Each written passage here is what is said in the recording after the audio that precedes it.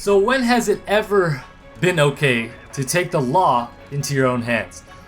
What's going on, guys? It's GCP here. I want to talk about the recent events that happened in these past couple of days. A lot of hate, a lot of emotion, a lot of anger circulating the internet and in real life. Because this is an event that is emotionally charged, I understand that, but taking the law into your own hands is something that I have never found to be okay. There's something called due diligence as citizens. It's something called a democratic process here in the United States where we let law enforcement, or we let the Department of Justice do the investigating, and that's where justice is served. But instead, we have citizens, people who are so emotionally charged, not thinking rationally, taking the law into their own hands and shooting up people who are not even directly involved with it. Tell me where these Dallas cops were at fault for those shootings in Minnesota and Louisiana.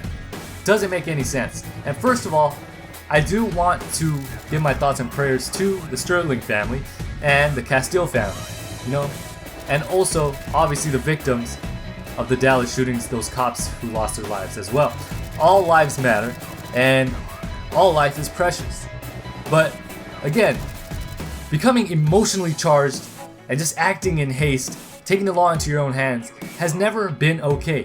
I also find it pretty amusing that whenever there's a terrorist attack, let's say a person wants to go to Chattanooga and shoot up these recruitment centers, and also recently with the Orlando shootings, we are slow to find a motive. What's up with that? If that's not called a double standard, I don't know what is.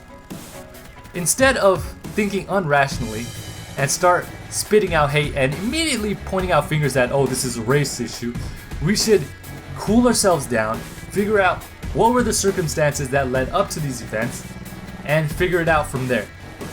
Let's let the Department of Justice do their job. Now, a lot of people will say, well, based off of the video evidence, the cops are clearly at fault. Look, there's a couple of questions I want to ask about the video. There's a couple of questions that maybe some people can answer, some cannot. If you're psychic, you can answer it, but the majority of us don't know the answer to it. First of all, in the Minnesota shooting, did the passenger make a move when instructed not to? Did he move in a threatening manner? All we know is that he had a weapon, and at this time, based on only his girlfriend's words, that's all we have is her words, that he has a concealed carry license. Based off of that knowledge, all concealed carry permit holders know to keep their hands in plain sight. You tell the officer you have a weapon and the location of it. That's all.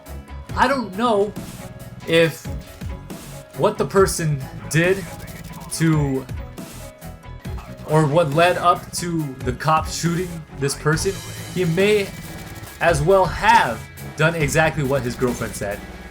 But we don't have video evidence of that. Why didn't she start recording before? I don't know.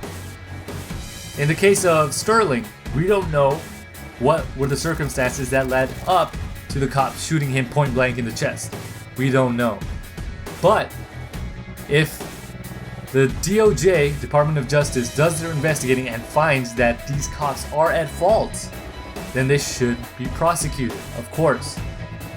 But again, there's due diligence on our part as the citizens to let the democratic process just unfold. We need to just kick back, cool ourselves down, and think rationally instead of letting out all this hate on social media. Nobody's all at fault until they're proven guilty. That's the way it works here in the United States. Anyways, let me know your guys' thoughts on all of these events. That's the video for today. Pretty emotionally charged. Anyways, I'll catch you guys on the next one. This is GCP, and I am signing off.